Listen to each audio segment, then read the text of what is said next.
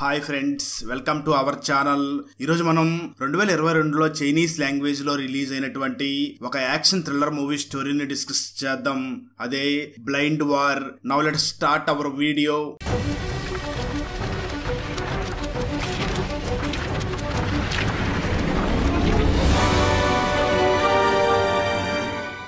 Video start చేసే ముందు చిన్న రిక్వెస్ట్ ఫ్రెండ్స్, మనం రీసెంట్ గానే మరో 2 కొత్త ఛానల్స్ ని కూడా క్రియేట్ చేసి వాటిలో కూడా ఎక్స్ప్లెనేషన్ వీడియోస్ ని అప్లోడ్ చేస్తున్నాం. ఆ ఛానల్స్ లింక్స్ ని ఈ వీడియో డిస్క్రిప్షన్ లో మరియు కామెంట్స్ లో ఇవ్వడం జరిగింది. సో వాటిని కూడా సబ్స్క్రైబ్ చేసి కొత్త వీడియోస్ ని ఎంజాయ్ చేయండి. ఇంకా వీడియోని స్టార్ట్ చేద్దాం. ఓపెన్ చేస్తే ఒక కపుల్ కోర్టులోని ఒక వ్యక్తిని విడిపించుకుని తీసుకుని వెళ్లడానికి కోర్టుకు వస్తారు. ఈ కపులే ఈ మూవీలో మెయిన్ క్యారెక్టర్స్. వీళ్ళు ఎవరినైతే తీసుకుని వెళ్లడానికి వచ్చారో అతని మీద హ్యూమన్ ట్రాఫికింగ్, డ్రగ్స్ డీలింగ్స్ లాంటి ఆరోపణలు ఉంటాయి. అతను చాలా పెద్ద క్రిమినల్ కాబట్టి సెక్యూరిటీ కూడా హై లెవెల్లోనే ఉంటుంది. ఆ సెక్యూరిటీ ఇన్ఛార్జ్ గా డాంగ్ అనే ఆఫీసర్ ఉంటాడు. వెంటనే కోర్ట్ రూమ్ లో ఫైరింగ్ స్టార్ట్ అవుతుంది. అదే సమయంలో కోర్టు బయట ఉన్న సెక్యూరిటీకి లోపల ఫైరింగ్ జరుగుతుంది అనే విషయం తెలియకుండా ఉండడం కోసం బయట బెలూన్స్ ని పేల్చుతూ ఉంటారు. అయినా కూడా డాంగ్ అనే ఆఫీసర్ కి ఈ శబ్దం బెలూన్ పగిలితే వచ్చేది కాదు, వేరే రకంగా ఉంది అని డౌట్ వస్తుంది. వెంటనే డాంగ్ గన్ను తీసుకుని కోర్ట్ రూమ్ లోపలికి వెళ్తాడు. మరో పక్క ఆ కపుల్ కోర్టు రూమ్ లోని అందరినీ చంపిన తర్వాత రొమాన్స్ చేసుకుంటూ ఉంటారు. ఆ తర్వాత వాళ్ళ బాస్ ఆ కపుల్ కి కాల్ చేస్తారు. ఆ కాల్ చేసిన వ్యక్తిని తీసుకుని వెళ్లడానికి ఈ కపుల్ కోర్టులోకి వచ్చి ఉంటారు. కానీ అతన్ని విడిపించే ముందు ఆ కపుల్ మేము పెళ్లి చేసుకోబోతున్నామని చెప్పి వాళ్ళు విడిపించడానికి వచ్చిన వ్యక్తికి వీళ్ళే ఒక గిఫ్ట్ ని ఇస్తారు. ట్విస్ట్ ఏమిటి అంటే వాళ్ళు ఒక బాంబునే గిఫ్ట్ గా ఇచ్చి ఉంటారు. ఎందుకు వాళ్ళు ఇలా చేశారు అంటే, ఏ పర్సన్ అయితే వీళ్ళు కాపాడడానికి వచ్చారో ఆ పర్సన్ ఈ కపుల్లోని జీనా అనే అమ్మాయిని రేప్ చేసి ఉంటాడు. ఒక రకంగా ఆ పర్సన్ చేసిన దోపిడీకి రివెంజ్ తీర్చుకోవడం కోసమే జీనాని పెళ్లి చేసుకోపోయే తన లవర్ అక్కడికి వస్తారు. ఆ తర్వాత వెంటనే బాంబు పేలుతుంది. ఆ శబ్దం విని పోలీసులు అన్నిటిని లాక్ చేసేసి అక్కడ ఉన్న ప్రజల్ని అక్కడి నుంచి పంపించేస్తారు. అయితే బయట ఉన్న జీనా గ్యాంగ్ లోని వాళ్ళు పోలీసుల మీద ఫైరింగ్ ని స్టార్ట్ చేస్తారు. అలాగే కోర్ట్ రూమ్ లో కూడా ఫైరింగ్ స్టార్ట్ అవుతుంది. వాళ్ళని చంపుతూ ఫైట్ చేస్తూ ఆఫీసర్ డాంగ్ ముందుకు వెళుతూ ఉంటాడు. అప్పుడు జీనా మరియు అతని లవర్ అక్కడి నుంచి సేఫ్ గా వెళ్లిపోవడానికి ఒక పోలీస్ ఆఫీసర్ ని బందీ చేసుకుంటారు. దాంతో ఆఫీసర్ డాంగ్ అక్కడికి వచ్చి, నా కళ్ళ ముందు వేరొక ఆఫీసర్ ప్రాణాలు పోవడం నాకు ఇష్టం లేదు, అందుకే మీరు నన్నే బందీగా చేసుకోండి అని చెప్తాడు. డాంగ్ వాళ్ళని డైవర్ట్ చేయడం కోసమే అలా చెప్తాడు. కానీ నిజానికి డాంగ్ దగ్గర ఒక లైట్ గ్రానైట్ ఉంటుంది. అది పేలగా వచ్చిన లైట్ వల్ల ఆ లైట్ ని చూసిన అందరి కళ్ళు కూడా సరిగ్గా కనిపించకుండా పోతూ ఉంటాయి. జీనా లవర్ డాంగ్ దగ్గర ఉన్న పిన్నిను చూడగానే జీనాను వెంటనే దూరంగా వచ్చేయమని పిలుస్తాడు. ఆ తర్వాత జీనా షూట్ చేయగానే ఆ గ్రానైట్ పేలుతుంది. దాని నుంచి వచ్చే కాంతి వల్ల జీనా కళ్ళు సరిగ్గా కనిపించగా తను సరిగ్గా ఏం చేయలేక షూట్ చేస్తుంది. అయితే ఆ బుల్లెట్ డైరెక్ట్ గా వెళ్లి జీనా లవర్ కి తగులుతుంది. దాంతో జీనా లవర్ అక్కడికక్కడే చనిపోతాడు. మరో పక్క డాన్ ఐస్ కూడా పూర్తి తరహాలో డ్యామేజ్ అవుతాయి. దాంతో జీనా తన లవర్ ని కోల్పోయాను అనే బాధతో వెంటనే డాంగ్ ని చూసి, నువ్వు బ్రతికే ప్రతి క్షణం నేను నీకు ఇచ్చిందే, నేను ఏ రోజైతే బయటికి వస్తానో నిన్ను అస్సలు వదిలిపెట్టను, నీ నుంచి అన్నీ నేను లాక్కుంటాను అని జీనా ప్రతిజ్ఞ చేస్తుంది. ఆ తర్వాత కొన్ని రోజులు గడుస్తాయి. డాంగ్ హాస్పిటల్లో చేరి ఉంటాడు. డాక్టర్స్ డాంగ్ కళ్ళకి టెస్ట్ చేసి, నీ కళ్ళు పూర్తిగా పాడయ్యాయి, ఏ విధంగానూ వాటిని నయం చేయలేము అని చెప్తాడు. కానీ అన్నిటికంటే బ్యాడ్ న్యూస్ ఏమిటి అంటే, ఇంతవరకు ఆ కోర్ట్ రూమ్ లో జరిగిన దానికి బాధ్యత అంతా కూడా డాంగ్ మీదనే వేస్తారు. డాంగ్ పోస్టింగ్ కోర్ట్ రూమ్ బయట. అయినా కానీ డాంగ్ కి కోర్టు లోపలికి వెళ్లడానికి పర్మిషన్ ఎవరిచ్చారు అంటూ అతన్నే తిడతారు. అలా అందరూ తననే బ్లేమ్ చేయడం వల్ల తనని వెంటనే సస్పెండ్ చేస్తారు. దాంతో ఆ బాధని డాంగ్ హ్యాండిల్ చేయలేక చాలా బాధపడుతూ నిరాశతో ఉంటాడు. అందుకే డాంగ్ ఏ శబ్దాన్ని విన్నా తను ఒక పిచ్చివాడిలాగా ప్రవర్తిస్తూ తన కోపాన్ని తగ్గించుకోవడానికి వస్తువుల్ని పగలగొడుతూ ఉంటాడు. అందువల్ల డాంగ్ ని అరెస్ట్ కూడా చేస్తారు. అలాగే డాక్టర్స్ డాంగ్ ని ఒక సైకియాట్రిస్ట్ దగ్గర చూపించమని సలహా ఇస్తారు. అలా చేయకపోతే టైం తో పాటు డాంగ్ పరిస్థితి ఇంకా దిగజారిపోయే అవకాశం ఉంది అని డాక్టర్స్ చెప్తారు. డాంగ్ కి ఒక కూతురు ఉంటుంది. ఆమె పేరు ఎటి ఒక మ్యూజిషియన్. తను ఒక వైలన్ ప్లేయర్ గా వర్క్ చేస్తూ ఉంటుంది. తన కూతురి మ్యూజిక్ కి డాంగ్ రిలాక్స్ అవుతూ ఉంటాడు. ఇలా రోజులు గడిచిపోతూ ఉంటాయి. కొన్ని రోజుల తర్వాత డాంగ్ కి నార్మల్ మాటలో చాలా క్లియర్ గా వినిపించడం, అర్థం అవడం స్టార్ట్ అవుతాయి. అంటే డాంగ్ వినికిడి శక్తి చాలా ఎక్కువ అవుతుంది. నిజానికి తన కూతురు ట్రైనింగ్ పూర్తయిన తర్వాత ఆఫీసర్ డాంగ్ తన కూతుర్ని మ్యూజిక్ కాంపిటీషన్ కి తీసుకుని వెళ్ళాలి అని అనుకుంటాడు. అందువల్ల తన ఇంటిని చూసుకునే బాధ్యత ఆఫీసర్ యూన్ కి ఇస్తాడు. అప్పుడే యూన్ డాంగ్ ని చూసి జీనాని ఏ జైలుకి షిఫ్ట్ చేశారో చెప్తాడు. ఇక్కడ జీనా ఫ్లాష్ బ్యాక్ ని చూపించడం జరుగుతుంది. స్టోరీ గతానికి వెళ్తుంది. జీనా తన లైఫ్ లో ఒక పెద్ద గోల్ ని సెట్ చేసుకుని ఉంటుంది. ఎవరైతే తనని రేప్ చేసి తన జీవితాన్ని నాశనం చేశారో ఆ గ్యాంగ్ మొత్తాన్ని చంపాలి అని అనుకుంటుంది. అయితే ఆ గ్యాంగ్ చాలా పెద్దది. వాళ్ళు హ్యూమన్ ట్రాఫికింగ్ చేస్తూ ఉంటారు. వాళ్ళే జీనాని రేప్ చేసి తనని చంపడానికి ట్రై చేస్తూ ఉంటారు. ఆ గ్యాంగ్ జీనాని చంపడానికే ఒక వ్యక్తిని హైర్ చేసుకుంటారు. ట్విస్ట్ ఏమిటి అంటే జీనాని చంపడానికి వచ్చిన వ్యక్తి జీనా ప్రేమలో పడి ఎవరైతే జీనాని రేప్ చేశాడో ఆ గ్యాంగ్ లీడర్ ని కోర్టు ఆవరణంలో చంపేస్తాడు. ఆ తర్వాత ఆ గ్యాంగ్ లీడర్ కొడుకుని కూడా చంపాలి అనుకుంటారు. కానీ ఆ గ్యాంగ్ లీడర్ కొడుకు అక్కడి నుంచి తప్పించుకుని పారిపోయి ఎలాగైనా సరే ఈ జీనాని ఎట్టి పరిస్థితుల్లో చంపాలి అని డిసైడ్ అవుతాడు. అందుకే జీనాని ఒక జైలు నుంచి మరో జైలుకి షిఫ్ట్ చెయ్యాలి అంటూ అర్జీలు పెడుతూ ఉంటాడు. ఎందుకంటే అలా షిఫ్ట్ చేసేటప్పుడు ఆ డాన్ కొడుకు జీనాని చంపవచ్చు అని అలా ప్లాన్ చేస్తూ ఉంటాడు. స్టోరీ ప్రెజెంట్ కి వస్తుంది. ఆ గ్యాంగ్ లీడర్ కొడుకు ప్లాన్ ని అర్థం చేసుకున్న జీనా తను వేరే జైలుకి మారడానికి కావాల్సిన పేపర్స్ మీద తను సైన్ చెయ్యదు. మరో పక్క ఎటీ కాంపిటీషన్ కి వెళ్తుంది. అక్కడ ఒక అమ్మాయి ఎటీ మ్యూజిక్ నోట్స్ ని కనిపించకుండా దాచేస్తుంది. అందువల్ల ఎటీ స్టేజ్ మీద పెర్ఫార్మ్ చేయలేకపోతుంది. అలా ఎటీ మ్యూజిక్ ని వాళ్ళ నాన్న డాంగ్ వినలేకపోతాడు.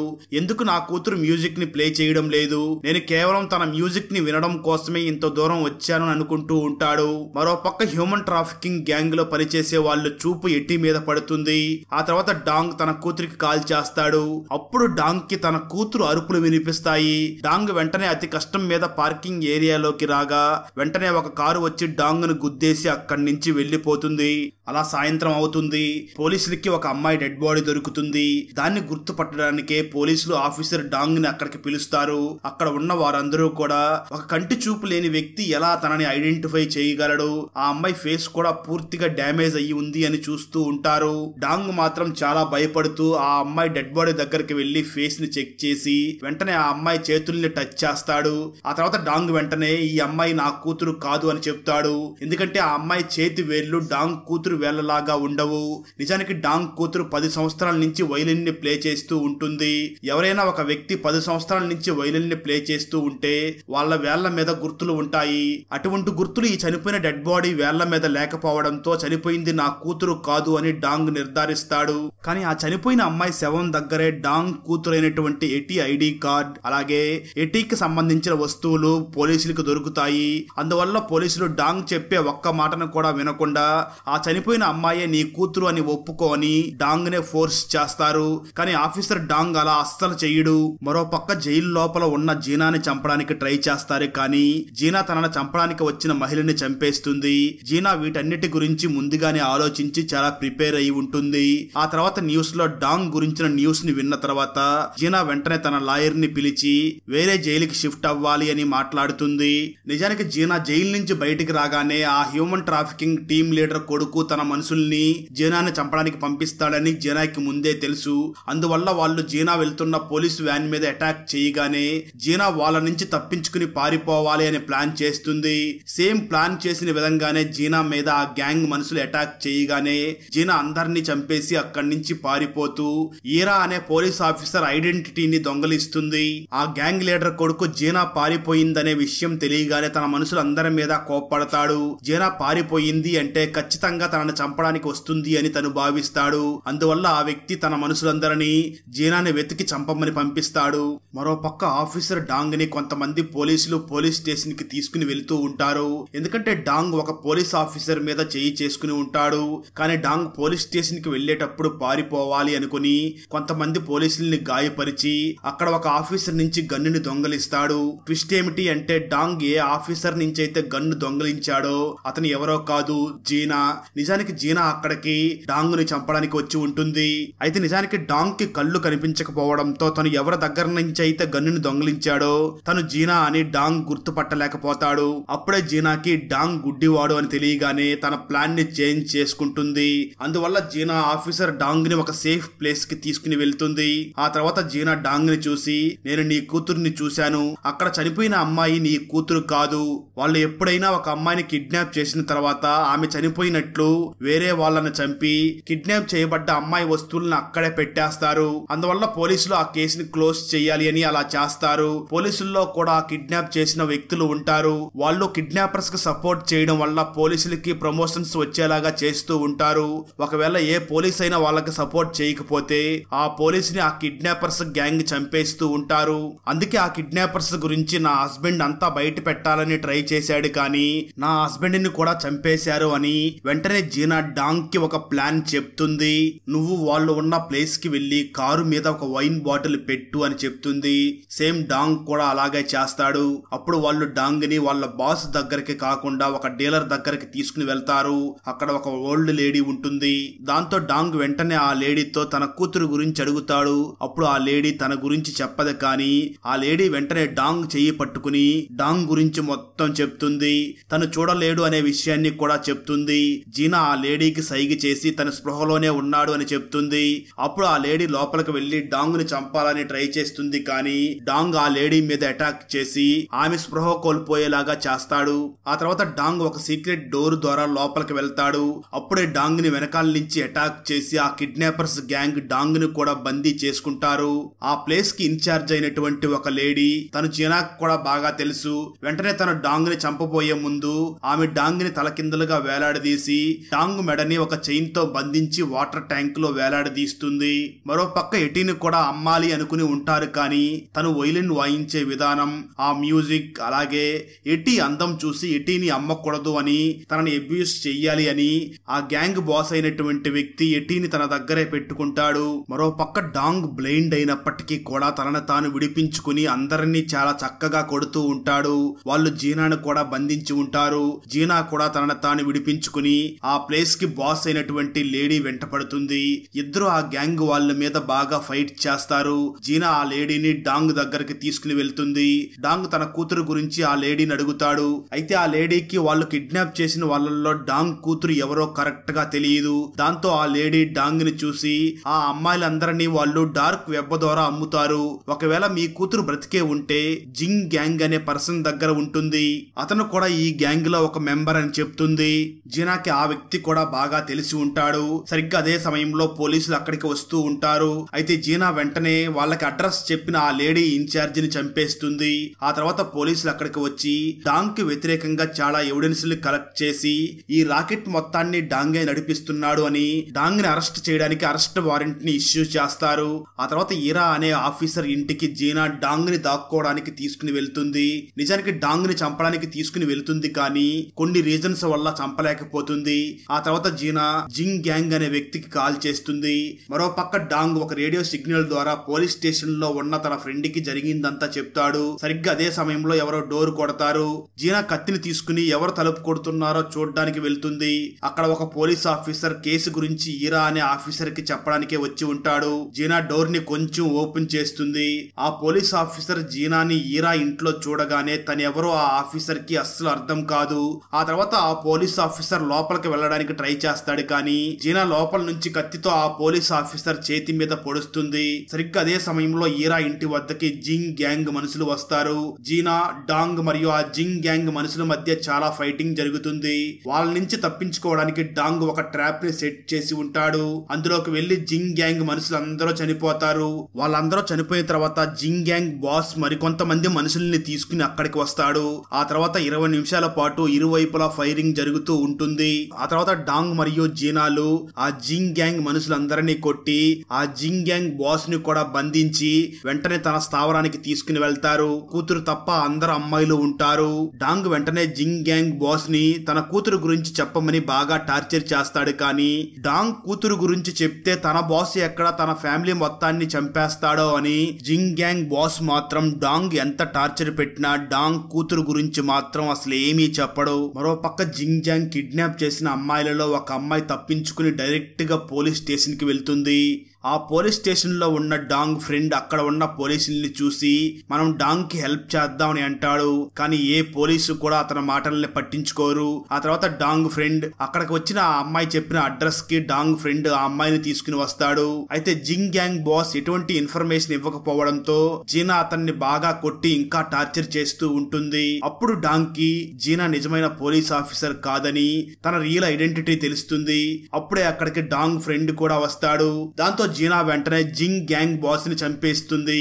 ఎందుకంటే జీనాకి అసలు ఆ గ్యాంగ్ కి బాస్ ఎక్కడ ఉంటాడో తనకి ముందే తెలుసు. ఆ తర్వాత జీనా వెంటనే డాంగ్ ని చూసి నీ ఫ్రెండ్ ని చంపి నీ కూతురిని కాపాడుకో, లేదా నన్ను చంపి నీ కూతురు గురించి మర్చిపో అని చెప్తుంది. అదంతా విన్న తర్వాత డాంగ్ టైం వేస్ట్ చేయకుండా వెంటనే తన ఫ్రెండ్ దగ్గరికి వెళ్లి నేను నిన్ను పొడిచినట్లుగా యాక్ట్ చేస్తాను, నువ్వు కూడా చనిపోయినట్లుగా యాక్టింగ్ చెయ్యి అని చెప్తాడు. దాంతో డాంగ్ ఫ్రెండ్ కూడా తను నిజంగానే చనిపోయాడు అన్నట్లు పోలీసులు వచ్చే వరకు యాక్టింగ్ చేస్తాడు. ఆ తర్వాత డాంగ్ జీనాని చూసి నువ్వు నన్ను ఇంతవరకు ఎందుకు చంపలేదు అని అడుగుతాడు. అప్పుడు జీనా నువ్వు నీ కూతుర్ని కలిసిన తర్వాత నేను నిన్ను చంపేస్తాను, ఎందుకంటే నీ కూతురు తన లైఫ్ ని ఒక అనాథలాగా బ్రతకాలి అని చెప్తుంది. అలాగే జీనా తన గతం గురించి కూడా డాంగ్ కి చెప్తుంది. జీనా ఫాదర్ జీనా చిన్నగా ఉన్నప్పుడే మనీ కోసం అమ్మేసి ఉంటాడు. జీనా పెద్దదైన తర్వాత ముందుగా తన ఫాదర్ నే చంపేసి ఉంటుంది. అలా జీనా తన గతాన్ని మొత్తాన్ని డాంగ్ కి చెప్తుంది. ఆ తర్వాత కొంత సమయానికి ఒక వెపన్స్ డీలర్ వచ్చి ఆ ఇద్దరిని కలుస్తాడు. ఆ వెపన్స్ డీలర్ డాంగ్ కి జీనాకి ఒకదాన్ని మించి మరొక వెపన్ ని చూపిస్తూ ఉంటాడు. అప్పుడు జీనా వెంటనే ఆ డీలర్ నే షూట్ చేసి చంపేసి అతని వెపన్స్ ఉన్న ట్రక్ మొత్తాన్ని దొంగలిస్తుంది.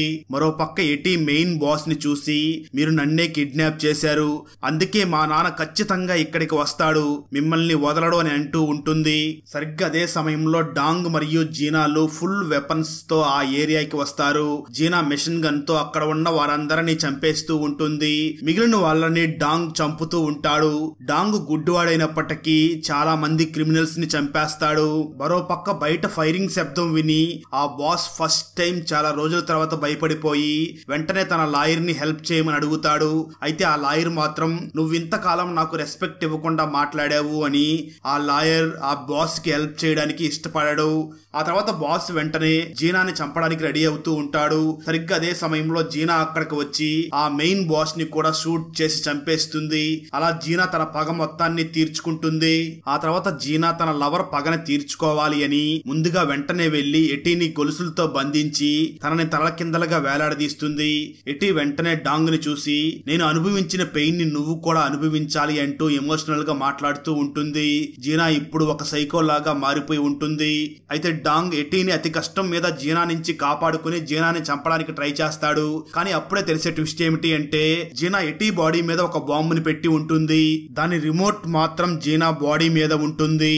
ఎప్పుడైతే జీనా గుండె ఆగిపోతుందో అప్పుడే ఎటీ చనిపోయేలాగా జీనా అలా ప్లాన్ చేసి ఉంటుంది. దాంతో డాంగ్ ఆ బాంబుని ఎలా డిఫ్యూజ్ చెయ్యాలి అని చాలా బాధపడుతూ ఇక నేను ఈ బాంబుని డిఫ్యూజ్ చెయ్యలేను అని వెంటనే జీనా మీద కోపంతో జీనాని చంపడానికి వెళ్తాడు. సరిగ్గా అదే సమయంలో డాంగ్ ఫ్రెండ్ అక్కడికి వచ్చి డాంగ్ ని ఆపుతాడు. కొంచెం సేపటి తర్వాత డాంగ్ అతి కష్టం మీద ఆ బాంబుకు ఉన్న వైర్స్ ని కట్ చేసి ఆ బాంబుని డిఫ్యూజ్ చేసి తన కూతురిని కాపాడుకుంటాడు. అదే సమయంలో పోలీసులు వచ్చి డాంగ్ ని అరెస్ట్ చేసి తీసుకుని వెళ్తారు. కొన్ని రోజుల తర్వాత డాంగ్ కేసుని మళ్లీ విచారిస్తూ మేము త్వరలోనే డాంగ్ ని రిలీజ్ చేయబోతున్నాము అని పోలీసులు ఆ ఇన్ఫర్మేషన్ ని డాంగ్ కి తెలియజేస్తారు. అక్కడతో మూవీ అయిపోతుంది. అన్నట్లు మీరు ఆపరేషన్ జావా అనే ఇన్వెస్టిగేషన్ థ్రిల్లర్ మూవీని చూసారా? మూవీ అయితే మాత్రం బెస్ట్ ఇన్వెస్టిగేషన్ థ్రిల్లర్ మూవీ అనే చెప్పవచ్చు. చాలా థ్రిల్లింగ్ గా ఉంటుంది. చూడకపోతే మాత్రం ఇప్పుడే చూసేయండి. ఆ వీడియో లింక్ ని ఈ వీడియో కామెంట్స్ లో మరియు డిస్క్రిప్షన్ లో ఇస్తాను. ఫ్రెండ్స్, వీడియో నచ్చినట్లయితే లైక్ చేసి ఒక చిన్న కామెంట్ చేస్తే మాకు నెక్స్ట్ వీడియో చేయడానికి ఎంకరేజింగ్ గా ఉంటుంది. అలాగే ఛానల్ ని సబ్స్క్రైబ్ చేసి పక్కనే ఉన్న బెల్ ఐకాన్ ని క్లిక్ చేసి సపోర్ట్ చెయ్యండి. Thanks for watching. జై హింద్.